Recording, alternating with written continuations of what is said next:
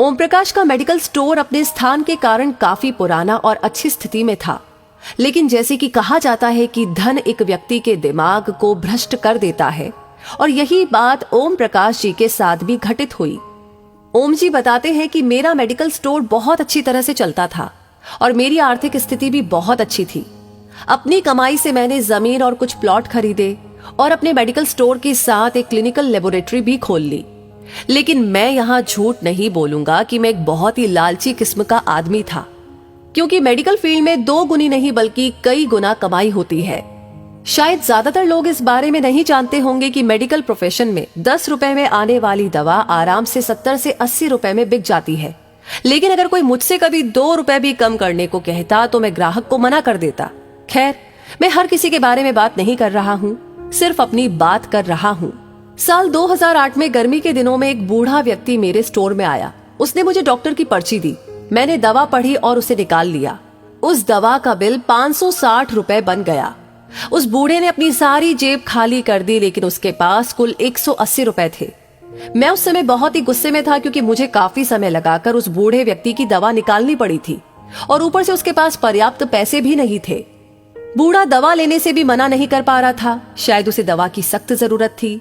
फिर उस बूढ़े व्यक्ति ने कहा कि मेरी मदद करो, मेरे पास कम पैसे हैं और मेरी पत्नी बीमार है, हमारे बच्चे भी हमें पूछते नहीं है। मैं अपनी पत्नी को इस तरह वृद्धावस्था में मरते हुए नहीं देख सकता। लेकिन मैंने उस समय उस बूढ़े व्यक्ति की बात नहीं सुनी और उसे दवा वापस छोड़ने के लिए कहा। यहाँ पर मैं एक बात कहना चाहूंगा कि वास्तव में उस बूढ़े व्यक्ति की दवा की कुल राशि 120 रुपए ही बनती थी। अगर मैंने उससे 150 रुपए भी लिए होते तो भी मुझे 30 रुपए का मुनाफा ही होता। लेकिन मेरे लालच ने उस बूढ़े लाचार व्यक्ति को भी नहीं छोड़ा। फिर मेरी दुकान पर खड़े एक दूसरे ग्राहक ने अपनी जेब से पैसे निकाले और उस बूढ़े आदमी के लिए दवा खरीदी, लेकिन इसका भी मुझ पर कोई असर नहीं हुआ। मैंने पैसे लिए और बूढ़े को दवाई दे दी। समय बीतता गया और साल 2009 आ गया। मेरे इकलौते बेटे को ब्रेन ट्यूमर हो गया। पहले तो हमें पता ही नहीं चला, लेकिन जब पता चला तो बेटा मृत्यु के कगार पर था। पैसा बहता रहा और लड़के की बीमारी खराब होती गई। प्लॉट बिक गया, जमीन बिक गई और आखिरकार मेडिकल स्टोर भी बिक गया। लेकिन मेरे बेटे की तबीयत बिल्कुल नहीं सुधरी।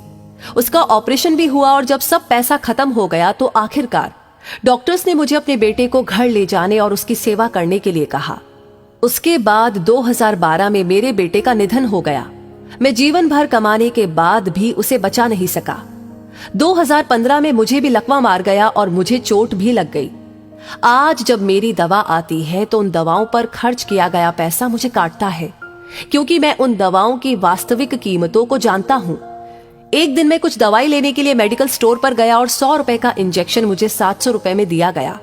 लेकिन उस समय मेरी जेब में 500 रुपए ही थे और इंजेक्शन के बिना ही मुझे मेडिकल स्टोर से वापस आना पड़ा।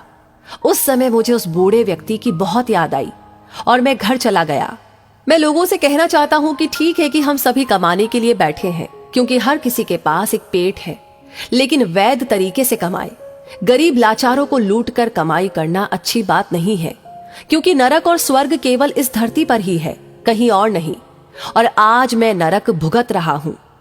पैसा हमेशा मदद नहीं करता, हमेशा ईश्वर के भय से चलो, उसका नियम अटल है। क्योंकि कई बार एक छोटा सा लालच भी हमें बहुत बड़े दुख में धकेल सकता है। तो दोस्तों, इस कहानी को सुनकर आप क्या महसूस करते हैं? अपनी राय हमें जरूर बताएं और इस वीडियो को ज्यादा से ज्यादा शेयर करें। आपका हर एक लाइक, हर एक शेयर और हर एक कमेंट हमें मोटिवेट करता है ऐसी ही प्रेरणादायक वीडियो पर काम करने के लिए, मेहनत करने के लिए।